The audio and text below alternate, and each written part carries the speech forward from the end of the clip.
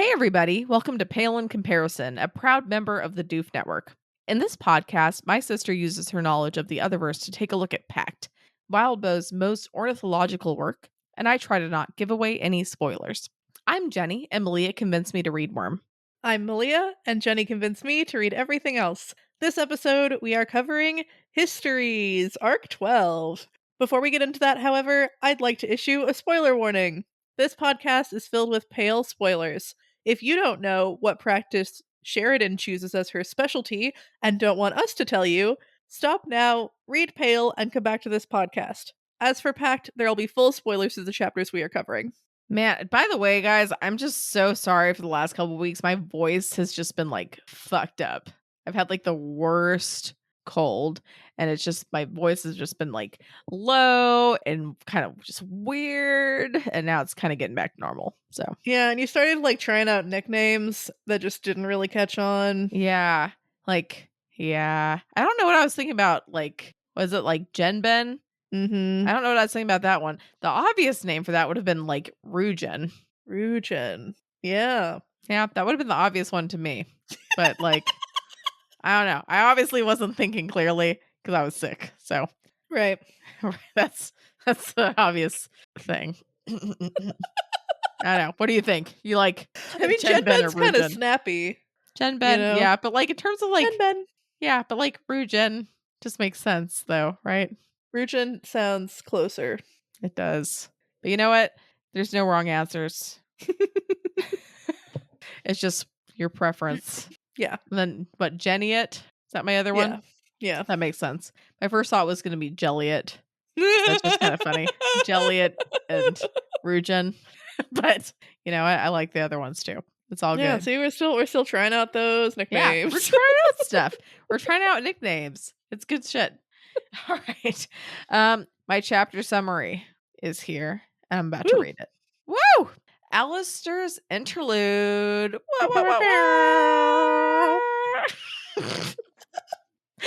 Alister skips through a test and gets ratted out. Despite expecting to be punished, Alister is able to convince Laird that he's a good candidate for leadership. As a reward, Alister is forced to confront a ton of demons. Then later on, he has a proposition for Rose. Whoa. What do you think of this chapter? Not these chapters. This chapter. It was I didn't know that I needed an Alister interlude, but I did. It was great, and the only complaint is that it didn't quite give me answers. It was oh yeah, Grandma Rose, remember her? Look at her. Ooh, she's doing stuff. And then Look it was bitch. Yanked it away. Away. But it was very exciting. It confirms to me that she's up to some shit. And it's not just crazy speculation that she's up to some shit. Yeah, no, she's for sure up to some shit. Mad wild shit. I still love her.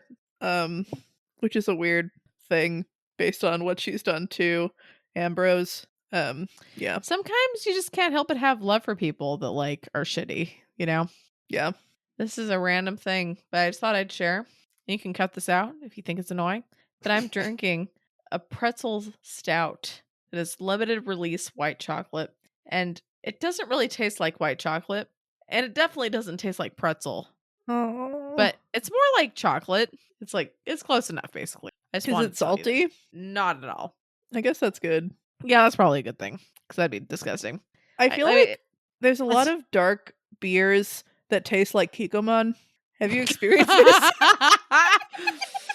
You know what? Maybe I just haven't had dark beers in a while, because I've definitely had Kikkoman recently. Yeah, but it's I'm more a soy of a lager sauce, girl. People. Yes, it's a soy sauce or shoyu. Yes, depending on. I mean, there's the same thing. The language, yeah. Yes, but it was weird hearing you say soy sauce. I'm not gonna lie. Yeah, I wanted everyone to know what I was talking about. No, I mean that's a good thing. That's good.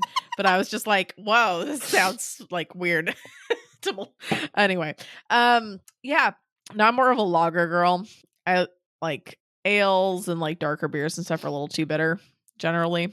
Not the stouts, obviously, but Yeah, Kolsch is my favorite type of beer. And I like Guinness, and so I thought that I liked all the dark beers, but too many of them taste too much like Kikkoman and What is not enough like Kolsch? Guinness. Kolsch is a palish beer. We're gonna Google this. This is live, people. It's so they make it in Cologne, and they serve it in these kind of smallish glasses, and they carry these like it's like they're holding onto a pole, and at the end of that pole is this like saucer with a bunch of little um divots or something in it for all these little glasses. They're not like tiny, it's not like shots, but they are like small for a beer glass. And so they just walk around with these huge fucking things and um just like give you more beer until you're like no please, and they like mark down on your coaster so you know how many you've had.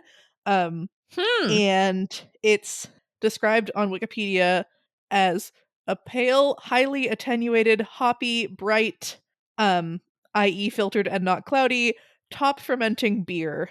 Um, Hmm. it's warm fermented with top fermenting yeast and then conditioned at cold temperatures like a lager. They're pretty similar to lagers, but in my opinion, they have a more consistent flavor that's just Hmm. like not abrasive in any way.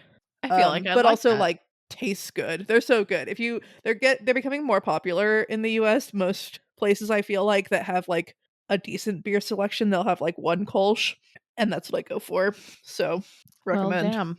Yeah, Recommend Kolsch. Kolsch. I need to see if my beer book has that.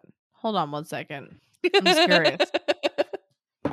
Yeah, Jenny went to the University of California, Davis, and she took a class on beer and brewing. So I was like, maybe she knows these words that I'm saying as I read this. But she is still gone, so she didn't hear that. I don't know. It appears my husband has taken my beer book. Oh I don't know where. no! I know. He may have given it away, which pisses me off. So he better not have given it a fucking away because it was my textbook. It was I a have to cool look. one. Let me look up what book it is. It's by some British dude because he's my professor. Um, like beer brewing book. Beer brewing. Is that the one? Sorry. Yeah. Okay. It's Beer. Tap into the Art and Science of Brewing by Charles W. Bamforth. What a name. What a name. He's a damn good professor because he's my professor at UC Davis, and it was introductory to beer brewing class. That's so cool. It was fucking cool. It was a good course. So I will need to get that book again if he fucking gave it away. Not maliciously, of course, but son of a gun, Vitalis. Anyway, Yeah, maybe he likes a tidy house. he likes a tidy house. Gotta be careful. If you put stuff, if you don't put things away, it will be gone. It will disappear forever. Okay, so should we get started? Woo! Woo! This is Alister's interlude, and we start out with Alister skips through a test and gets ratted out by his cousin. Yeah, so this was fun. We get to see these people we've sort of come to know, but like as pre-teens, early teens, because they're in middle school, and it was interesting like I mean maybe this is like a really small place similar to Kennet, and so like the 7 and 8s would get put together or whatever. So maybe these people aren't all exactly the same age, but like it's Lola, Alister, Molly, Ainsley, and so thinking about them all being the same age is interesting. It makes me, wonder, did Alister skip a grade? Did Molly skip a grade? Was she still in high school, or had she, I guess she was still living in Jacob's Bell. I don't know. But yeah, seeing them interact, seeing them already becoming scheming practitioners is a little depressing, but also kind of fun. The Mhm. whole I don't know, just yeah, at the beginning I thought Alistair was gonna like stop time or like reverse time so he could go back to find notes and like cheat on the test, as opposed to just like not being able to remember that it happened. Yeah, it's interesting that we learned that like the quality of the time they give up is important, because like that sucks. Like, I feel like, yeah, I would just like skip sleeping every night or something. I mean, unless that would make you really exhausted. Presumably, like, you did still actually sleep. And Yeah. so that'd be a great way to store up time. But I guess that's kind of like either you just have to store up ridiculous amounts of time to be able to do anything, or that's just like too OP. Um, and it makes sense that like quality time is such a phrase. It feels like chronomancy is just like puns galore. Like it's the pun practice. And Hmm. so, you know, the quality time that you spend literally is important. For sure. For sure. Uh yeah, I feel like kind of rambling, but I like No, you're good. Ainsley. How do you feel about Ainsley? I mean, he's kind of cocky, but he is No. likable. Ainsley. Ah, that's right. The fact that they're both like start with A is really Sorry. confusing. Yeah, I was like, Alistair. I feel like I like her. I feel kind of bad that she's like dressed so frumpy. Yeah, that was Like, just interesting. like, man, your parents are trying to make you so uncool. But like, I feel like she's trying to look out for her bro, you know? Mhm. Like she's trying to look out for him, be like, you're being a fucking dumbass. Mhm. So, I think she's cool. Mhm. And I like that they're friends. Um Yeah, it's more interesting than just like, oh, my dumb cousin who sucks, you know. Um for sure, and for it sure. makes everyone involved more endearing. I mean, I liked Ainsley from the whole stabbing the candle and binding Blake scene that we got arcs and arcs ago. Hmm. Um and so Alistair appreciating her and being friends with her helped me appreciate him more. Um he's still like a douche canoe, but I did like being in his perspective a lot. Um and part of it was seeing his respect for his cousin, and his ambition is kind of fun. Um and it's funny being in the mind of someone that's so like fashion conscious, because that is something that Blake commented on with him, Hmm. and I feel like he doesn't always comment on how people dress, but I remember he was like, oh, he dresses like he's from Toronto, and like every person, or what it seems like Alistair's just like commenting on their outfits. I don't know. Yes, he's very fashion forward, Yes. but like kind of dickishly, Yep. potentially. Um Yeah, why did you name a child Dick Wildbow? I I mean, was it is a name like Richard, you know, but but has it been a name since like 1950 or whatever? Like, does any child born, or like does anyone after born after 1980 go by Dick? No. probably not. Probably not. And I think it was supposed to be like, it was a little confusing because he says Dick, and I think you think like maybe he's talking about Ainsley or something, and you're like, wow, and then it's just some dude being like, hey bro, you a pussy, and that's cool, I guess. Like, all right, you're overcompensating, bro. It just, ooh, are you doing ballet like a gay? Like, it really did bring me back to That's um middle school and high school though. I was like, oh yeah, people talked like that. That's fun. right. I remember when I was in middle school, I I just have a vivid memory of Aaron Uehara talking about like just saying like the word fudge packer and me like like never having heard of that word, and then like getting an explanation like for what the fuck fudge packer means, and was like, No. well, all right, that was more information than I needed. Thank you. But not really. It's evocative. Yeah, it is. I Yeah. don't know why that is one of my core memories. I mean, probably not a core memory, but you know, one of those memories that is stuck. See, Like, thanks. now I'm picturing like Inside Out, you know, with the shiny ball. And it's just Aaron Uehara's face saying Fudgebacker.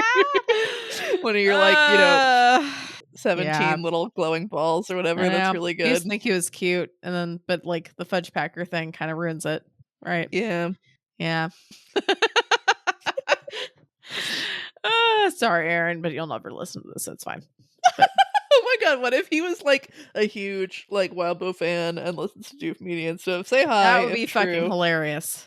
If that's the case, Aaron, you need to message me or Malia because Yep. that's hilarious. But I he's never listened to this, so it's fine. It's totally fine. Ugh. uh Yeah. One thing I did notice was Alister and I almost said Avery. Alister and Ainsley are like sniping back and forth at each other about how Alistair's being like reckless as fuck, and that's like not a great idea. And he's like, "It's a great idea. What are you talking about? I'm fuck the rules, fuck everything. I'm gonna be reckless." And Ainsley's like, "What the fuck?" And like they're just gainsaying the shit out of each other, and it's like kind of fun. And they're like really giving Blake and Rose a run for their money in terms of just like gainsaying the shit out of each other Mm-hmm. in that conversation. I guess it's hard when you're arguing to not do that. Yeah, I guess so. Depends on how big of an asshole you want to be, I guess. Yeah. And yeah, it reminds me of his whole thing about how he says things definitively and confidently, and the spirits want to like back that up. Yeah, Oh, Alistair, such a man. he's pretty cocky. Yeah.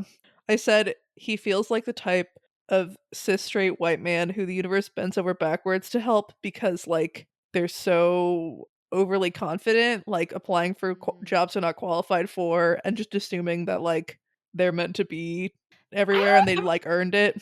I feel like I've always wondered about that because, like, I've looked at jobs before and I've been like, oh, I don't know if I quite qualify for this one. But how do you have the confidence to apply for shit that, like, you're obviously not qualified for? I have I just no don't idea. understand. I'm Yeah. like, and you fuckers sometimes get it and you make a fuckload of money. Fuck your face. But also, fuck you, employers, for employing those people that don't qualify. Yeah, You I all. think that employers also often like overhype the job or whatever, like they make it sound Yeah. harder than it is or whatever. I Because a think you're lot of totally those right. things, no one actually fits those qualifications. It's like impossible. Yeah, any of the nursing jobs I look at or have looked at in the past, like, have like 15 to 30 things that Mm-hmm. like sound really complicated, and they're really not in practice. But it's like, oh, like must evaluate. I don't know. I don't have an example off the top of my head because I've been drinking too much stout. But but basically, like, sounds a lot more impressive and difficult than it really is. Mm-hmm. What's another type of dark beer? So in Germany, there's Dunkels, and Dunkels aren't bad, but like, isn't there another one? Like, there's stout, and Dunkels? it means dark in German. Ah, it sounds adorable for some reason. Dunkel. German is adorable. But there's Dunkel. another, right? Isn't there stout and like I could Google it because, like, stout's like the only one I fucking know to be I mean, you porter, probably right? Wait, porter, right? yeah, That's like another one. that's Stout another and dark one. porter. Okay, thank you. I just really Um, needed to know that. It's really bothering me. hilariously, just like I found a okay, so I found like an article about the 9 best dark beers to drink in 2022, which is kind of a Oh. random thing to say anyway. So apparently the best overall, which I'm probably going to mispronounce, but we're all used to that, is Deschutes Black Boot Porter. I think I've heard of Butt. Is that. that boot? Yeah, I don't know. Apparently that's the best one. There's also Zero Gravity Extra Stout, which is the best stout.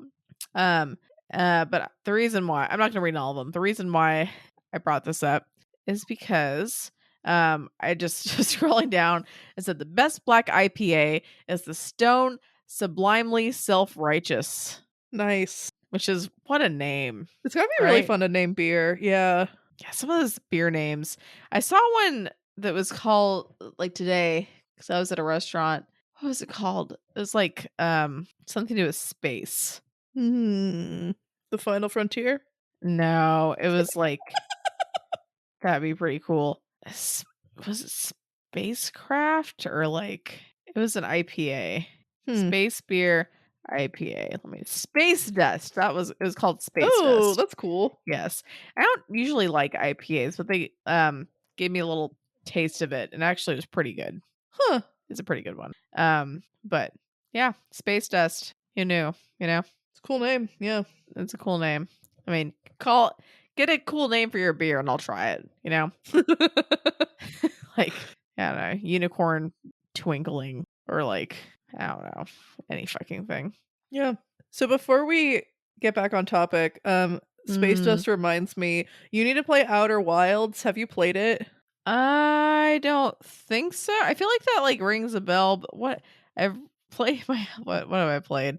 Sorry, it sounds really familiar. Let me check. I played that. Outer Wilds. It's a space time loop game. Okay, I'm gonna say no. I played the Outer Worlds, not Outer Oh. Wilds. So Outer Worlds is kind of like Fallout, except not quite as good, but in space. Huh. So Outer Wilds, you're saying? Yeah, Hmm. it's kind of cute. I like the graphics. It's all pretty appealing. Except there's these scary fish. Um, but the music is really really good, and it's a time loop game, right? So it's like you have 20 minutes, I think max, before the loop starts over. Oh crap. And like if you die, it starts over sooner or whatever.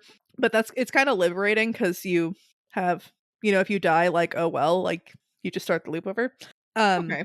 and apparently from, like, the very first run, you can, like, nothing changes from run to run, so you can, like, solve the game or whatever the very first time, except you won't, because like, what the fuck is going on? And apparently it's popular for people in the Doof Discord to stream themselves playing, and people think Hmm. it's fun to watch people, like, crash into the sun or whatever, and so I'm gonna try to start streaming it sometimes, but if Hmm. you get the game, um, you should do it too, because apparently Outer. everyone just gets really Is excited that about it. just like a Steam game? Um, yeah, I Apparently it is. have Xbox Game Pass, so that's how I have it, but yeah, I think it's on Steam and yeah. What do you mean Xbox Game Pass? Do you have an Xbox? I'm gonna guess No. yeah. No. What? Um, The there's fuck? there's this thing called Game Pass where, um, it's like the Netflix of games. The Um, Netflix of games. What? yeah, so if you pay for this pass, they have a bunch of different games on there, uh, that you can just, like, play for free. Um, they don't I don't think they have the Outer Wilds DLC, for instance, so there's some stuff that it's, like, a little bit limiting in that way if you want, like, expanded content, but it's really useful for, like, trying games out, um, Mhm. and not feeling like, "Oh crap, do I" mean, because I guess you can return games on Steam or whatever, but you can just, like, try something out for, like, however long you want and be like, "No, this sucks," and you, like, didn't spend any money on it other than, what you spent on the pass. Um, and so that's nice. Um, Especially if you are interested in a decent amount of the games on there. Oh, that's cool. Yeah, It's pretty sweet. the more you know. I have a game on my wish list for Steam called Stray that Oh, popped is up that a on. cat one? It's the cat one. I don't think that's on Game Pass, I haven't tried it yet, but Oh, snap. it looks like a Gwen kind of. The It cat. does kind of look like a Gwen. Yeah. I know. Yeah. I need to get another controller because my children keep getting a Oh hold of my controllers and like breaking no. them. Oh no. I guess that's what happens with kids. Got it. Kids are sneaky, man. They will get into anything and everything, Mm, and they will try to eat it. Doesn't matter what it is. They will try to eat it. does Miko try to eat it? Okay. Well, he doesn't eat anything, but Lily eats everything. Okay. So they balance each other out. I'm assuming most kids are like Lily, and that I mean, well, maybe they're not, but Lily like balances Miko out because he doesn't. Mhm. He's very picky. He eats like 5 different things, and that's it. She eats literally anything and everything. Like she's tried to eat my fingers. She's tried to eat like soap. She's tried to eat everything. So She's she's not wonderful. picky. Yeah. She's hilarious. She's funny, but she'll eat that shit. So you gotta be careful. Anyway, I don't know where I was going with that. But I'm gonna say on to the next part. Try to see where the fuck I am. Despite expecting to be punished, Alistair is able to convince Laird that he's a good candidate for leadership. Yeah, this was a fun twist. I mean, I guess, like, Alistair's been kind of set up to be the next leader of the Behaim, so it wasn't incredibly surprising that he wasn't gonna get, really punished. Um, but it's still, you Still know a little bit like, okay. right. Um, Also, I missed Laird. Um, I hope we get more flashbacks with him in it, because it's still like I don't understand what's happening, and this is like very confirmation that Laird is like deep in this shit and knows what's up. And it'd be nice to see him a little bit more because he's a shit, but I missed him. Yeah. I mean, yeah, I understand. Laird. Kind of like a lovable shit. Yeah. One of the things that I really liked was when, um, Laird is kind of being like, "Okay, everyone, like, please leave, because Alistair's not going to tell me why he did this with all of you around, and so, give us a minute or whatever." And he mumbles something under his breath about how Ainsley's a narc or whatever, and Laird's like, "Hey, forgive your cousin." And I really like that he's Mhm. like, I mean, Laird is super into his family, and that's cool. Like, sometimes it's annoying, but this was one of the instances where I really liked it. Like, he's like, "No, like, you know, your relationship with your family and is really important. Like, I refuse to let you hold a grudge against her." Like, it's just awesome. And like, Ainsley was like worried about you and like worried about the family, and like that's why she did this. And it was a good thing that she did this, and like Mhm. cool. And another nice moment where, Alistair's like, "Yeah, I don't want this to ruin our friendship, so I'll try." And that was nice. Mhm. Um, but then we learned that unlike Laird, who like cares about the family and will do whatever for the family, Alistair cares about himself, and Yeah. just so happens that he wants to be the head of the family, and then when he's the head of the family, his success will be the family's success. Like, his main motivation is himself, and it just so happens that currently also benefits the family. Like, the stuff that he does benefits both, Mhm. um, which is interesting. Um, I don't know if I'd wanna be in charge of a practitioner family. I guess it's nice with the Behames just because with Laird and Alistair specifically, they have a lot more control over, like, being able to practice, but, like, god, it sounds exhausting. Um, It does sound pretty tiring. yeah. Um, yeah, and then he says this weird thing about how, the more he does this, he thinks that like other people are kind of like losing time, or like they're like weird is also happening with them, and like it's okay when it's his cousins because ultimately he's going to help them, but like he's somehow taking something from the Duchamps Hmm. and becoming more other by like giving up so much time. And I didn't really exactly clock what was happening there, but that's interesting. Mhm. Yeah. I'm too tipsy to explain. Which maybe isn't good for a podcast, but I'm just being honest. If you want explanations, it is not a good time. That's fair. This Sorry. chapter seems to be like a literally that. Like, you want explanations, this is not the time. Tough shit. Yeah. Like tough shit. You're not getting it. You're not Yeah. getting anything.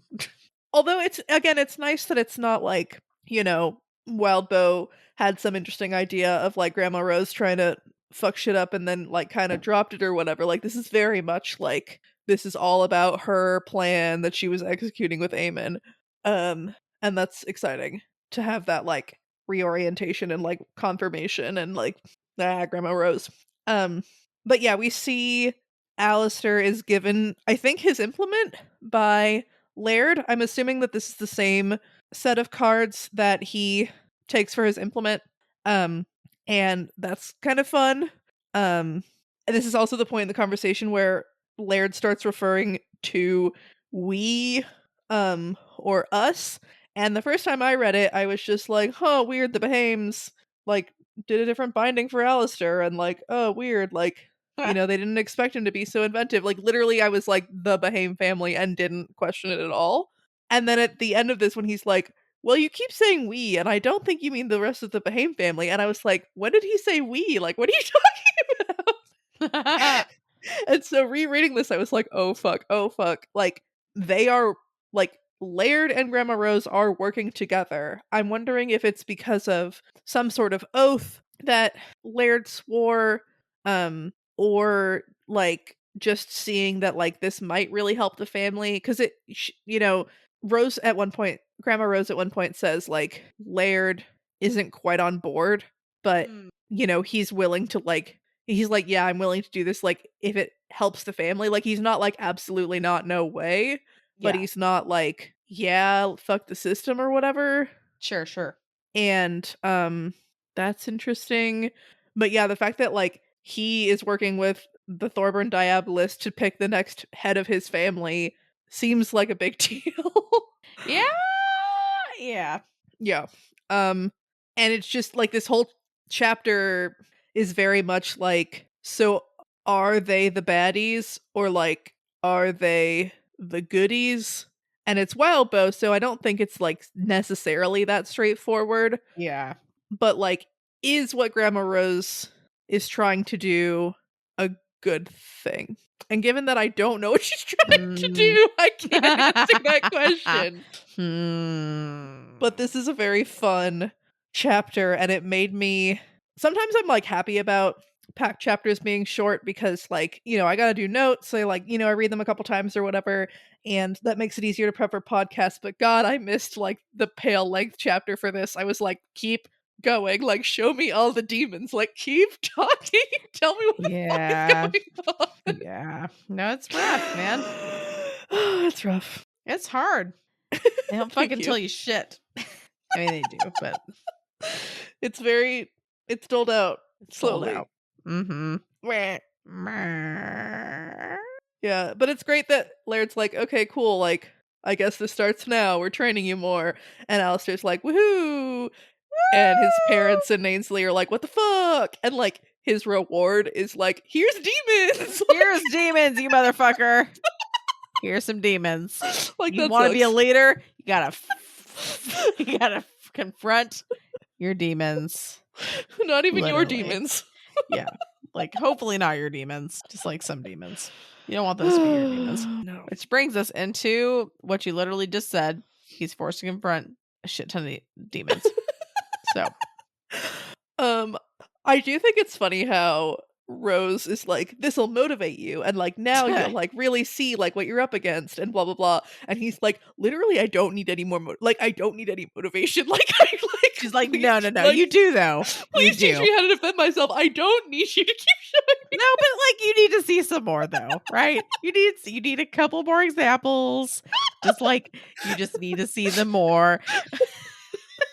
It's so good. Like, I think that there may be something to be said for like the first time you are, you know, you're experiencing a demon from each choir should not be the time you have to defend yourself.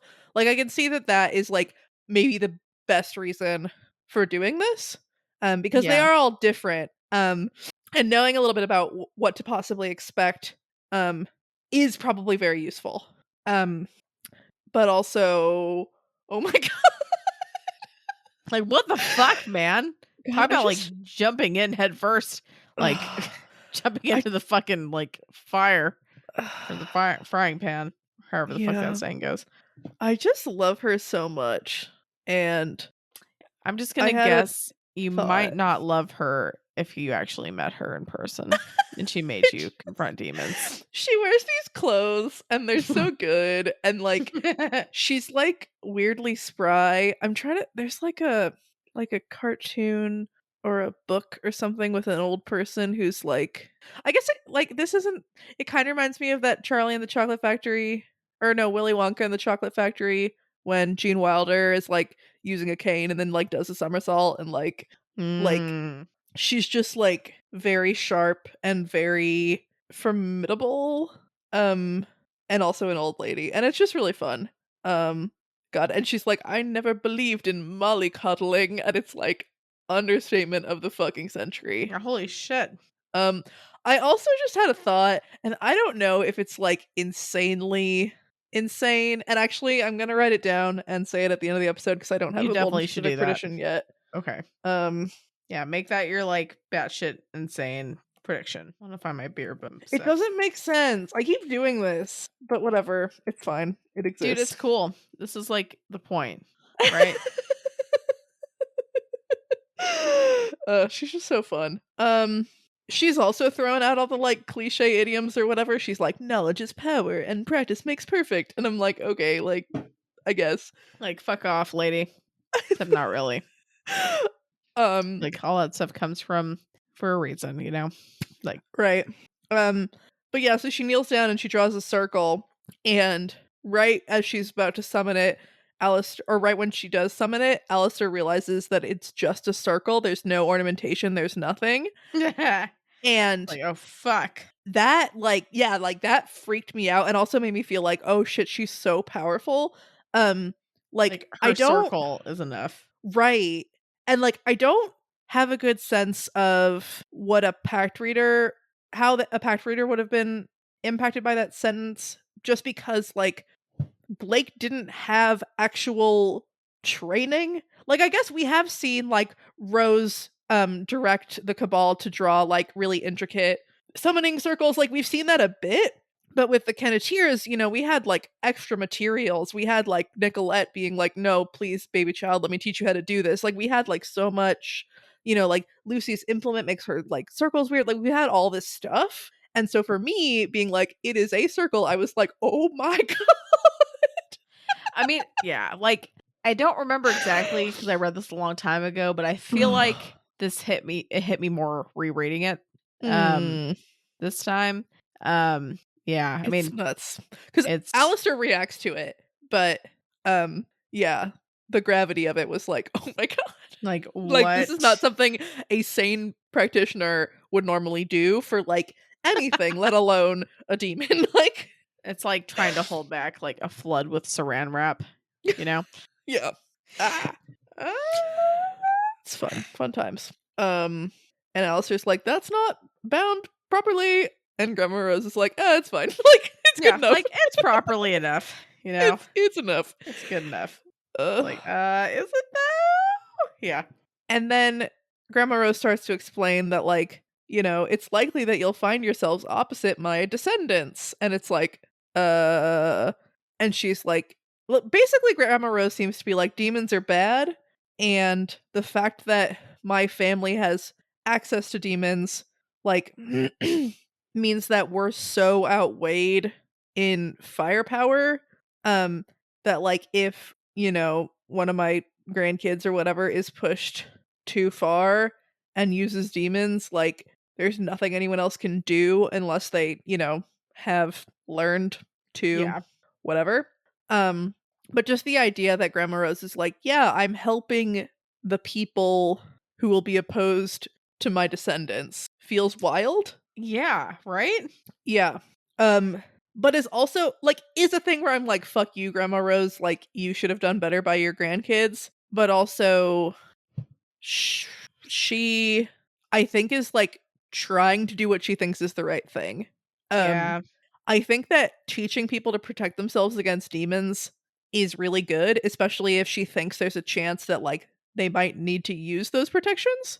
Um, she does seem to think that they're going to need to use those protections because of the shit that she is doing. Yeah. Thanks a fucking lot. Right, she's not just out there, like, tutoring people in general, like, anti-demon shit. It's like, She's I like, I'm want a fucking shit up. revolution, and so I Yeah. guess I have the moral imperative to make sure that demons can't, like, ruin everything. Um, Yeah. and yeah, so the plan is revolution, something about changing the system, and the fact that, like, there's so much momentum in the system and in the way things are in the status quo that, like, pushing against it means it pushes back against you and, like, nothing really changes, and, like, the universe will try to right itself. They talk about, like, the idea of the universe as a top. Um, and Rose believes that the Mm, top is, like, spinning farther out of balance, and when it, tries to right itself is still out of balance and not working. Um, and that they need to enact some sort of, like, revolution, like a bubbling up of change and violence, like, or conflict, and then, like, push it in just the right way that itself changes something. yeah. Um, Sounds legit. I mean, it honestly, like, really reminds me of Pale. Um, Mm. I don't think that the Kenneteers are going about things in the same way at all.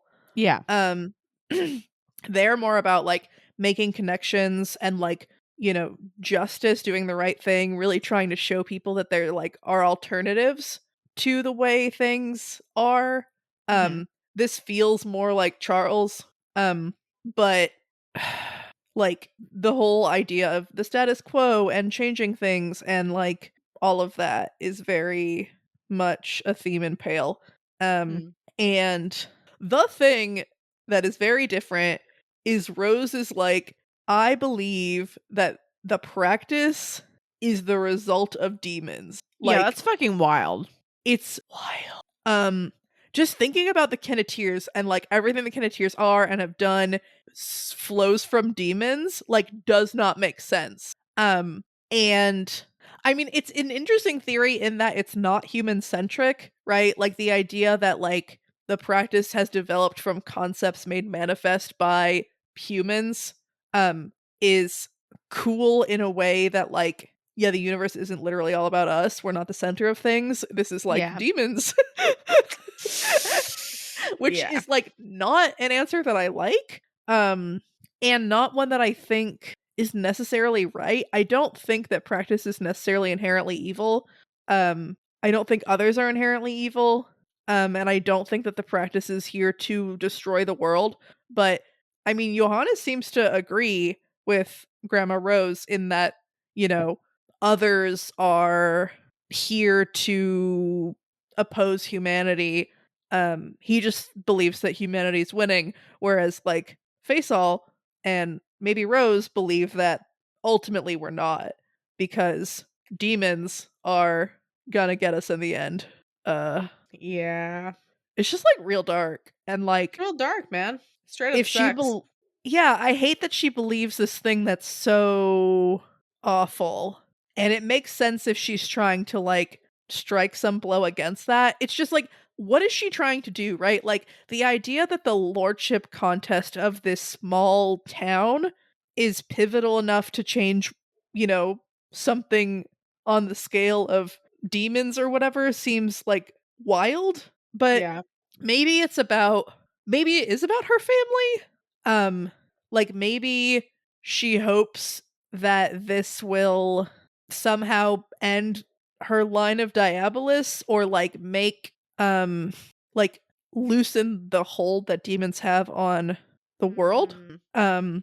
And that would be cool, and that's a good thing. And maybe, you know, Rose looking at it and practically being like, okay, I can't eradicate whatever, but like this is the, you know, this is something I can do and Yeah. it is good, would be cool, right? Because Yeah, like for sure. for some reason the Lord of like who will become the Lord or something of Jacob's Bell and is like the mechanism by which Rose is going to enact her revolution.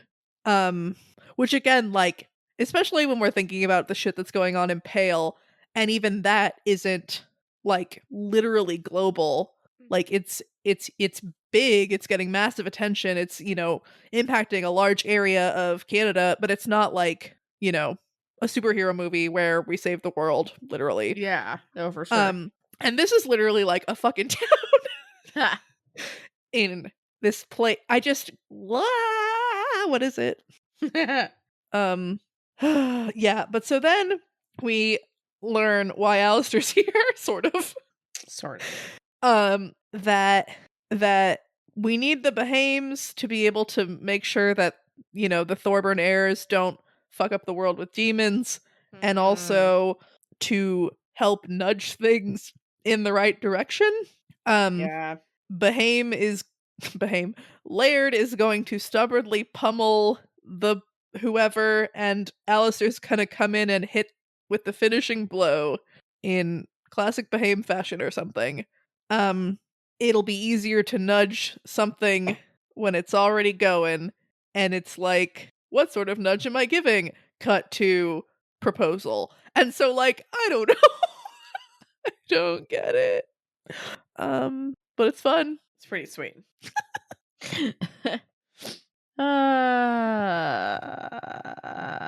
Yeah, no, that all that shit was crazy. Yeah. It's like this one is like the opposite of the like Blake and Rose were the same person cut in half reveal from earlier this arc. Like feelings wise, like this feels like a really big thing, but have learned nothing. Whereas like the Blake and Rose one was like a big confirmation, but it didn't really feel like it had answered anything. It's Actually, a yeah. weird, yeah. What was your favorite demon? Oh. I think the chaos one. So I liked the one where he smiles and then like the whole room cracks is fun, but Yeah, that's creepy, but holy shit. like Morax, I think like the chaos one like made everything like black and red and like scary, and that was cool. That was cool too. Yeah. And the one What do you with think? I just remember, yeah, the one that smiled and the whole room cracks and then like goes away and they're like, oh, like I thought that like there wasn't any supposed to be any permanent damage. And Laird's like, not that type of permanent damage. It's like, oh fuck. That was ominous. Yeah. Like, oh damn. Okay. That's creepy as fuck. Like, it's Yep. not what you meant. Yeah. Yeah. I wanted to see all the choirs. I But know. yeah, it was creepy as fuck. Yeah, I mean, maybe Wildbow thought it would get too repetitive / wasn't sure what else, like didn't want to give too much away. Yeah, I could see that. Makes sense. But yeah. But man, I'd love to see that. Like, just Grandma Rose with a fucking circle. Yeah, that's insane. A circle. And also, like, I super trust these demons. What is that? Like, Yeah, why? what is that thing you just Why? said? The thing you just said does not make sense. Does not make Like, any sense. You should can't- never trust a demon. you What's can't. wrong with you? She's like, these are the ones I really trust. I'm like, what Yeah, are you these ones talking are about? like these are the good ones. These are my friends. Like, no, they are What not. are you talking No, about? they are bad. Oh, They're she's all bad. insane. Yeah, it's all bad. It's all bad. Yeah, that's fucking insane. She's insane. Yeah. Like, yeah. Why mean- the fuck is her name even Rose? You know, I'm just like, I feel like roses are supposed to be nice. They have thorns. But I'm like, you should have like a really shitty name if you're practicing with demons, you know? Oh, interesting. I don't know. Maybe that's stupid. It probably is stupid, but just like, I mean, maybe it wouldn't have quite the weight if it was like Bertha, you know? The Diabolist. That's not very Not very formidable. intimidating. Yeah. Or Gertrude, you know? Yeah. Yeah, Agnes, maybe not. maybe. Agnes. I can see Agnes or Agatha. Agatha. I can see Yeah. Agatha. I could see Agatha a lot, almost more so than Rose, you know? Interesting, yeah. But like, yeah. But then maybe like if it was Blake and Agatha, you like couldn't take it seriously. Yeah. Yeah. That's rough. It's rough. All right. Anyway, let's go on. All right. My last section here, if you're okay with that. Uh-huh. Alister decides to go meet the love of his life and propose. Maybe not the love of his life, but something about that sentence has reminded me that like we've not learned anything about the engaged Behaim Duchamp couple, and I'm starting to think we never will, and I'm kind of bummed about that because like I don't know, I was just so excited to see where that was going, and we don't know their names, we don't know shit. Like we don't know shit. We don't know shit. Anyway, I wonder if this will ruin that engagement. Ha ha ha ha ha. What a fucking weird engagement. Like, you know, I haven't really talked to you much before, but now that you're in this like insane ward of the hospital, I'm gonna come in and hey, want to get married? Yeah, okay. It also seems like Rose was gonna try to convince him that marrying her would be a good idea, and she's just like, oh, okay. It's wild. it's pretty wild. Yeah, Ainsley's concerned about Alister, as always, as she should be, as a good cousin. And he's like, wait out here, I'm gonna go make my move. Yeah, he draws the Two of Cups, which is a strong, like, connection-y kind of card. Like, to me, that was, you know, it's not like the Lover's card or whatever, but it's still, like, cups, yeah. I just like to clarify, by the way, like, Rose in the psych ward, the insane part is Alister, who's proposing to the Diabolist. Just to clarify what I'm meaning. Also, didn't you tell me that they have to keep the door open in the psych ward? It depends. So, if it's a psychiatric evaluation, like they have to keep the door open to make sure they keep an eye on you. There is a locked ward in the psych, like at least in our old psych area, which I guess due to COVID it got closed. Now it's a normal med surg area. But there used to be a locked area for basically people who are like a danger to other patients and things. But yeah, at least if they're coming into like the emergency room, I don't really know much about the normal psych ward, but like in the emergency room, if there's a psych patient, they have to keep the door open to make sure that they're not harming themselves or trying to harm anyone else or anything like that. Cool.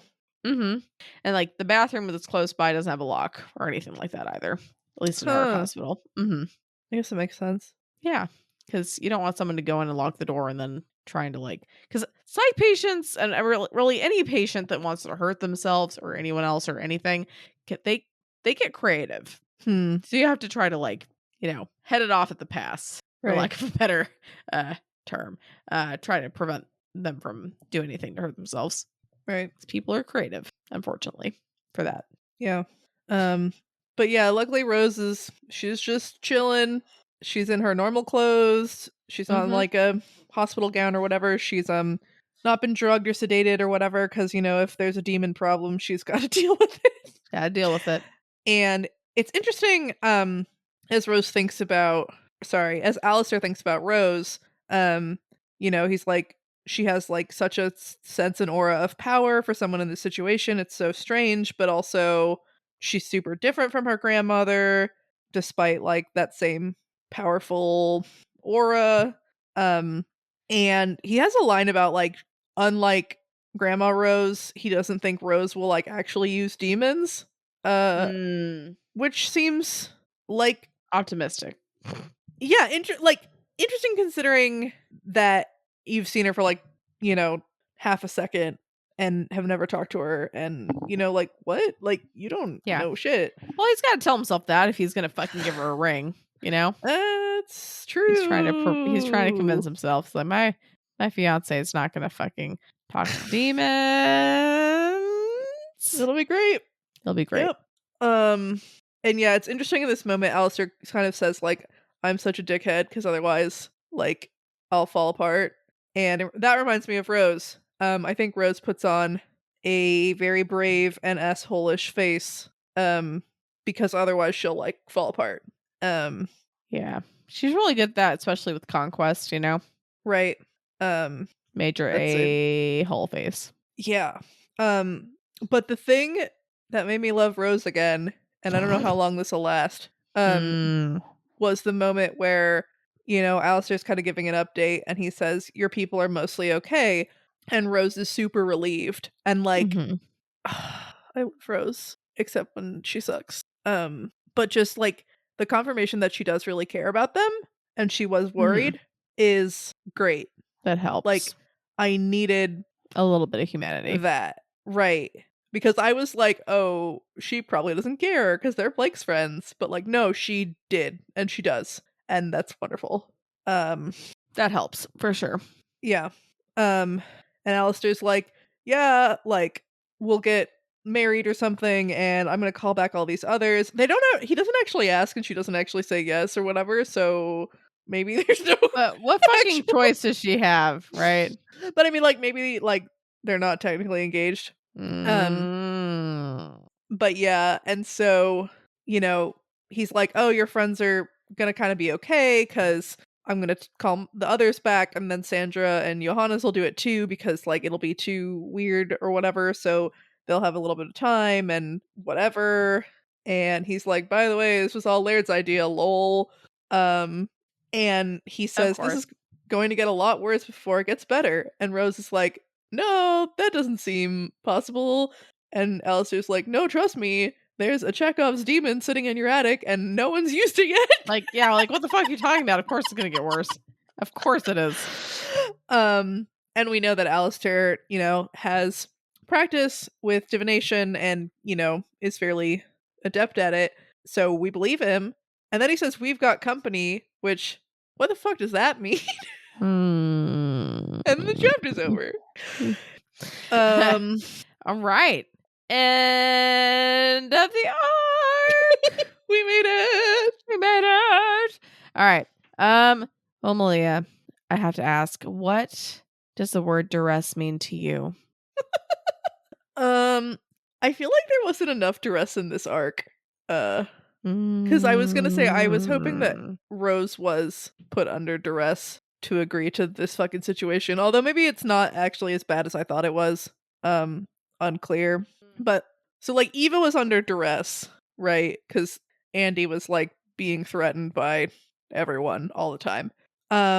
True. Evan was maybe kind of under some duress to not tell Blake about them having figured out a bit about him. It wasn't like he was like threatened with bodily injury or whatever, but he was like pressured into it, kind of. Mhm.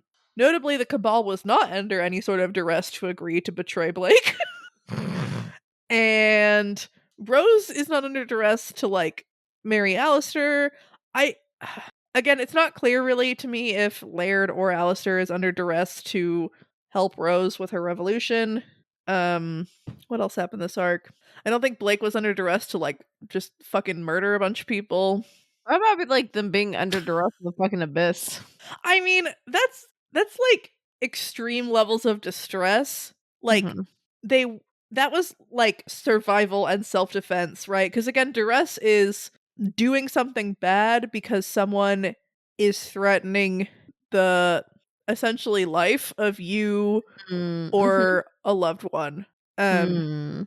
Like they weren't doing anything bad, they were just like climbing a building and trying to get out. Yeah, I guess that's fair.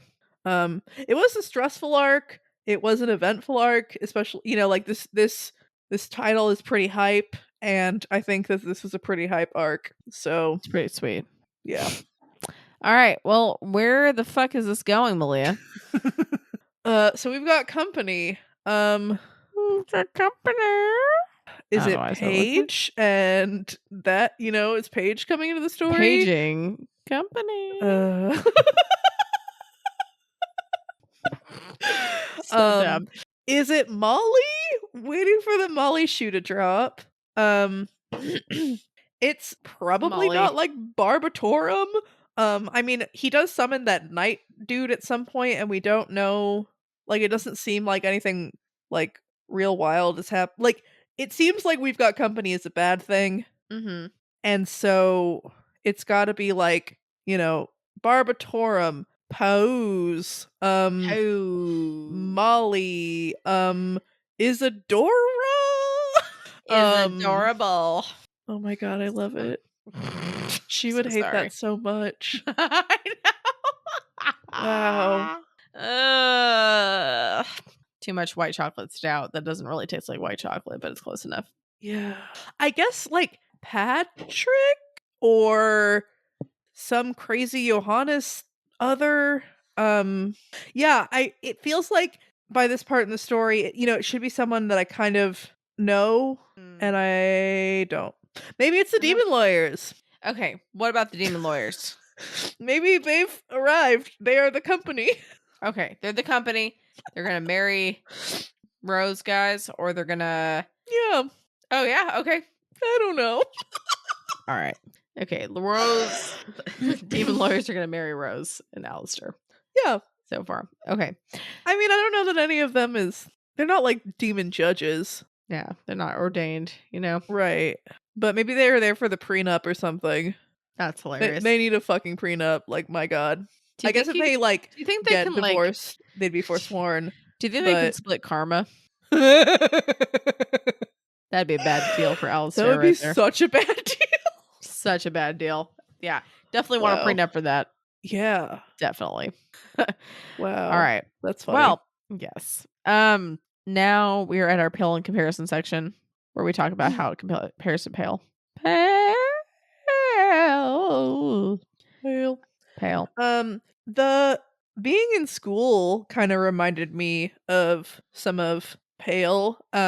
When Lucy gets attacked by that one Winter Fae, she's like that asshole taking a final, right?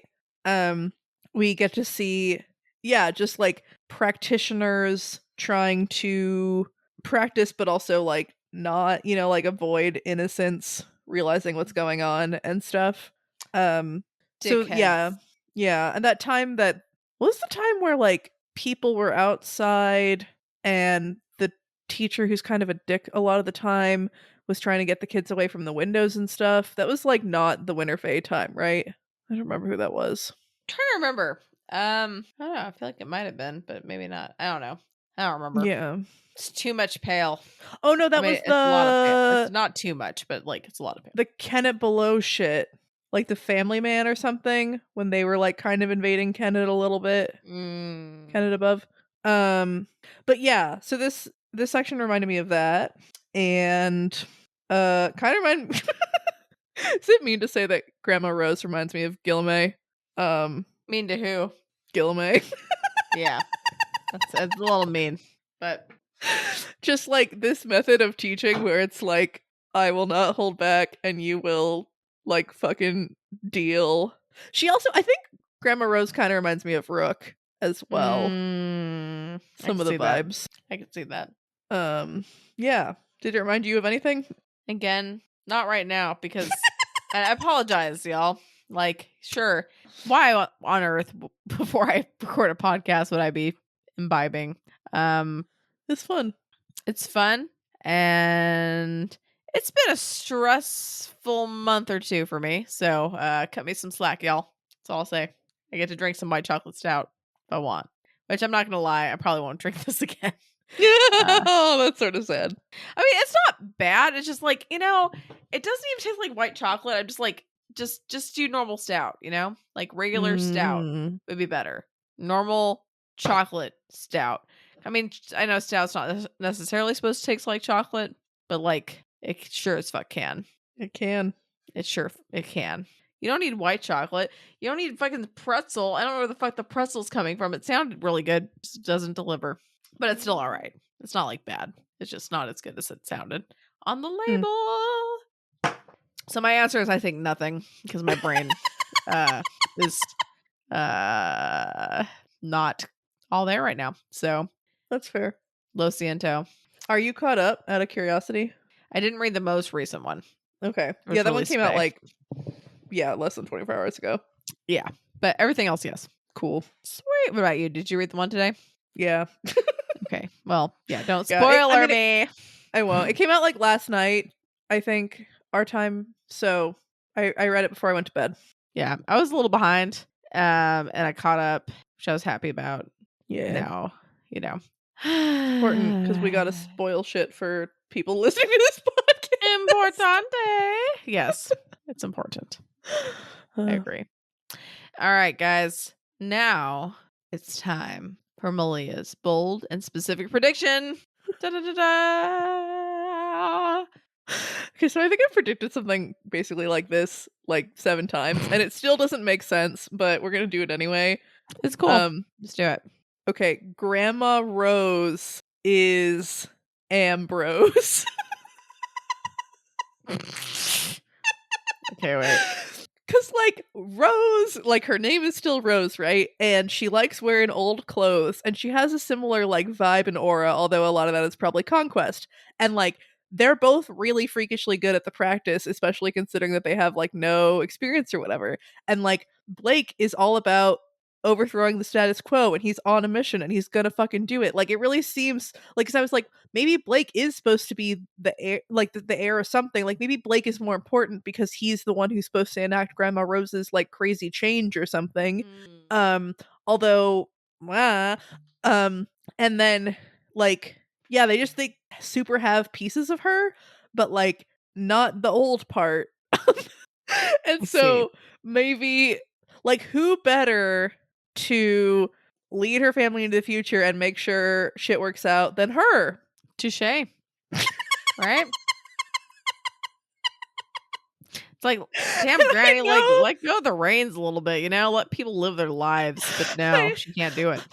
And I know that, like, there's the whole question of, like, whose apartment is that? How did Blake have friends? Like, all these other things that seem to, like, have been Ambrose's, and whatnot. But maybe she just did this to herself.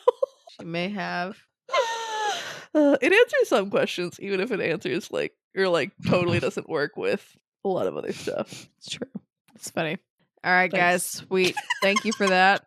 We're talking about our previous discussion question that I really, really loved, even though I wasn't part of. It was pretty fucking great. Pick a character from Pale, and what is their wedding side hustle business? Yeah, I think this is like maybe my So favorite good. discussion So question good. we've ever done, and a lot of y'all seem to like it because you really pitched it. I was worried no one really would, but Oh, wow. There are a lot of people that pitch in. it made me happy. It's like, I don't know if I Um, should say what I kind of think beforehand or after. Some might have said it Go for already. it. Or yeah, go for it. Okay. And that way you both get credit. I'm just going to say already, I don't remember names because, again, white chocolate stout. But when I was listening, you guys were talking about. Okay, so I know, like, the last one I read, Bree took control of, like, she's a harbinger of that tech god, and she kept having a lot of electronic, electric, like, kind of shit going on, right? Mm-hmm.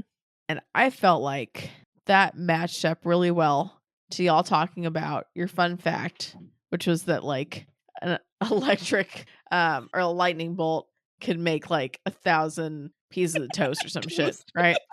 So I was just thinking, like, you know, if if Brie was that, like, harbinger of that techno god thing, she could just make a fuckload of toast and, like, it'd be fucking perfect, right? It's like a fuckload of toast, and someone else could come up with, like, toppings and shit, right? But, like, she could make a fuckload of toast. Maybe if you have like one of those really fancy weddings, that could be like the late night snack portion, just like toast.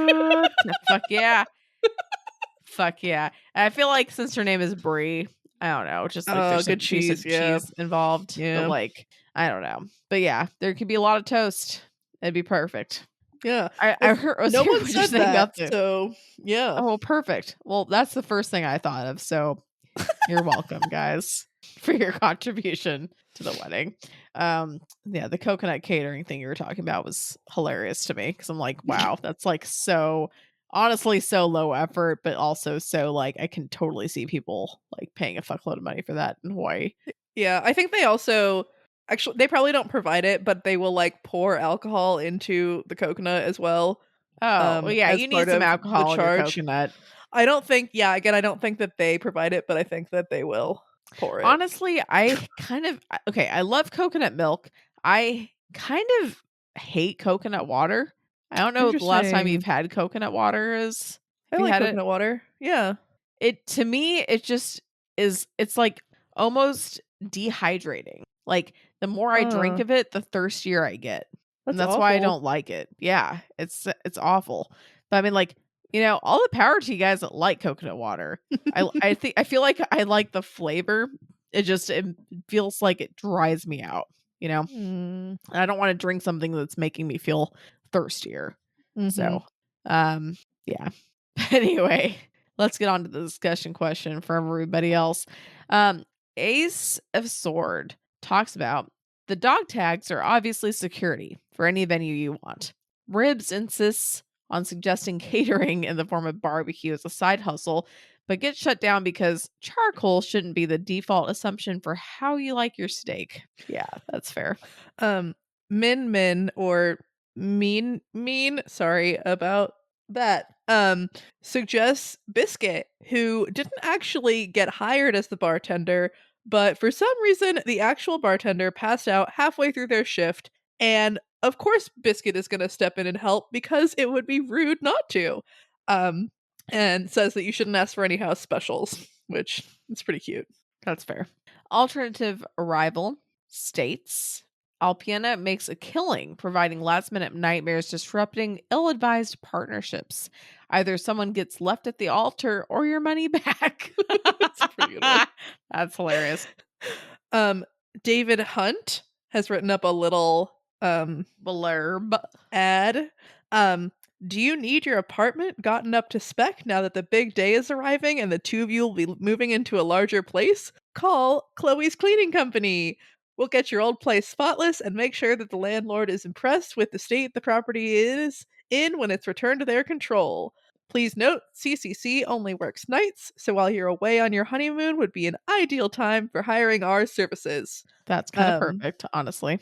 Yeah, I would love for someone to clean my house. Yeah. Ever. So it's like you might not have as much, like, you might be missing some frozen meat, But whatever, you know? Whatever. Whatever. You It's didn't fine. notice. It's been in there for like 3 For, like, months. You ever. didn't remember. Yeah. Yeah. I have a bunch of frozen shit. I sure as fuck wouldn't remember. Tizarat says, Lucy, ethical cursing / karma distribution, deals with proposals during your reception, super drunk best man speeches, and vindictive exes. Avery, facilitator, get together the singles in your life. And Verona isn't actually hired but performs experimental alchemy practice and saves someone's life and recruits young women who have shitty home lives. Last but not least, Snowdrop eats the cake and proclaims, I want every penny you have in compensation for my sacrifice. R.L. Rader describes what I believe to be their own wedding. Yi Yoon would summon the echoes of loved ones to be able to attend, which is very sweet. Verona would set up the perfect venue by shattering the moon. Snowdrop would preside, and the girl by candlelight would be the bride because R.L. Rader would marry her. Sweet, Which you is know? bold. You do you, man. Yeah. It's awesome. Me see what? Why I said it like that, I don't know. Before the story began, the Kent others actually had a wedding planning company. Toadswallow was a wedding planner, blah, blah, blah, blah, blah, and Goblin manager, which he would approve of me saying wedding planner like that, by the way. Matthew secures venue and rentals. Edith, officiant, who else loves love as much as Edith. Miss, photography and videography, which is hilarious. Alpy, florals and decor. Hungry choir, catering, waitstaff, and DJ, also hilarious. Gillamay and Marisica, hair and makeup for everyone present at the wedding. Also, Big G has a personal training service. John, security, and also can stand in as a masculine figure. Would love to walk someone down the aisle. Charles will hang out with guests that you don't actually want there. And Cherry Pop, ring bearer. I recommend going to Reddit and checking out the whole post because it was long, but like the way Miss is described and like it's all really great. Much more detailed than what we provided. Good job, guys. Or guy. Captain Rhino has also written up a lovely little advertisement. Are you planning a wedding but none of your friends and family have small children? You need B.E. Orgman and Company. From the most adorable page boys to the cutest bridesmaids, we have you covered. We have a diverse group of children, perfect for every occasion and photogenic for every color scheme. Planning a retro wedding? We cover that too. Ye old speak at no extra charge. We work in most places in Ontario and parts of Manitoba too. So complete your perfect wedding with B.E. Orgman and Company today. B.E. Orgman and Company suggests that our discerning customers should not listen to rumors. Remember the difference between correlation and causation. Okay, the whole time you were reading that, I was just thinking, I hate you so much. What? Like, I hate not you, but just like as B. Orgman. It's so B. good. Orgman. I'm just like, oh, It's so good. I hate you. But I mean, it's wonderful. But like, I hate you. I think this was the first official answer for the discussion question, and immediately I was like, "This is gonna be so fucking good." It's so good, but I hate you so much. I hate you, B.E. Orgman. Singachi says Bubble Yum is a bachelor party stripper you hire to ensure the wedding disintegrates in the most messily public way possible. Gillamay is the sternest goddamn priest you ever met. Which is I can't quite imagine him as a priest. No, personally. but he'd be a funny officiant. He would be a funny officiant. Borange Hat says that Gilmay would actually be the father who put his future son-in-law through a grueling test to make sure he's actually worthy of Lucy. And Tommy B notes that it is, of course, also a test for Lucy. Of course. Last but not least, Mirth Strike says Snowdrop's the one in the crowd for the if anyone present part of the ceremony to pipe up. I object. They're obviously terrible for each other and it'll never work out. Which is cute because it's like it would be so unnecessary for her to talk then, but I could see her doing it. But also it'd be really concerning if like she was like, Oh, I think they're so wonderful and they're the perfect so great together. couple. They're so great together. Be like, oh fuck. There's absolutely no Like, reason this will why. last a long time. Yeah. Oh, that's funny. Yes. Do we have a new discussion question? I was That's the thinking something like, which beer is Blake's favorite? But like, not just Blake, right? Like, you can pick someone and be like, I what would like Rose it. drink? Pick someone from Pact and tell us their favorite beer. Yeah. And it can be broader too, right? Like, you can, if they don't like beer, outside of tell us beer. what they drink. If they don't drink alcohol, tell us what they drink. Favorite character's alcoholic drink. Yeah. Or just drink. Yeah. I I hope that Sandra Duchamp would drink a French 75 because it's maybe the perfect beverage. I feel like I've had that and I don't remember what it was, but it was delicious. I think I made you drink it. It's gin. Good start. I'm trying to remember if it has elderflower liqueur, if that's just like an alternate way to do it, but it's gin, simple syrup, champagne, and a little bit of lemon. It's real good. I feel like I still haven't tried this, but it just sounds delicious, like a French martini. It's like, have you had a French martini? I don't think so. Okay, so it's basically like vodka, pineapple juice, Chambord, and some of them have some lime. Wow. Which sounds delicious, right? Yeah. That reminds me of when Ben and I went on a cruise, there was this thing called the Serenity Martini. The Serenity Lounge was like the adults only area, and it was pineapple juice, gin, and elderflower liqueur. And I drank like at least 20 of them throughout the cruise. Like, 20? So fucking good. Well, over the like 5 days or goodness. whatever. So good. Maybe That's not 20. Fucking wild. Maybe, yeah. They were so good. So when I went with mom to this Italian restaurant in the Domain in Austin, and I ordered a drink, and she ended up stealing all of it from me because she just loved it. She said it's the best drink she ever had. It was called the Giulietta, and I don't know the exact proportions, but it's ginger and vanilla infused Tito's vodka, Italian elderflower, lime, and prosecco. Ooh. It was pretty damn good. And it's That mom's sounds like favorite a- drink for sure. Yeah, kind of like a French 75, just a little different. It's just different. Yeah. All right. Well, I'm going to go to the outro unless you have anything else to say. Let's do it. Thanks for listening. If you enjoyed this episode and you'd like to help support the podcast, please subscribe, share it with your friends, and leave a rating and review. To support our podcast, go to patreon.com/doofmedia. And if you'd like to support Wildbow as he continues to write fantastic stories, go to patreon.com/wildbow. You can follow the pod on Twitter at Pale Comparison or send us an email at paleincomparisonpod@gmail.com. Keep an eye out for our Reddit thread in r/parahumans, where you can answer our discussion question and share your thoughts on this episode. In addition, if you'd like to see all of my predictions laid out, check out our episode description for a link to a prediction tracker. Next episode, we will be covering chapters 13.1 and 13.2. Lucky number 13. Woo! Fun fact! During the Cold War, CIA agents communicated based on how their shoelaces were tied. Huh. Which is pretty weird. But how many different things could you communicate? That's a good question, and the link I had did not have an answer to that. Well, fuck. But I'm sure we could Google it if I tried. There's like the bunny ones. Maybe they would double knotted versus single knotted. Yeah. Then if it came undone by accident, right? That's fucking. You couldn't rough. just be like, "Oh, my shoe's not actually untied, but I have to retie it." Lol. Yeah. I mean, I guess you could. I don't know. You have to. Maybe you had to take a shoelace tying class.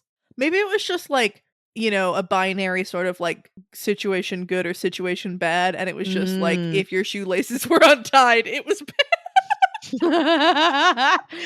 Yeah. Or like right foot, left foot. We don't have our shit together at all. I don't know. That's funny. Then you have people being like, your shoe's untied, and being like, yeah, that's fine. Like, yeah, it's on purpose. Yeah. It's on purpose, Gerald. Okay, leave me alone. You should know this. You should have taken the class. All right, guys. Have a good week.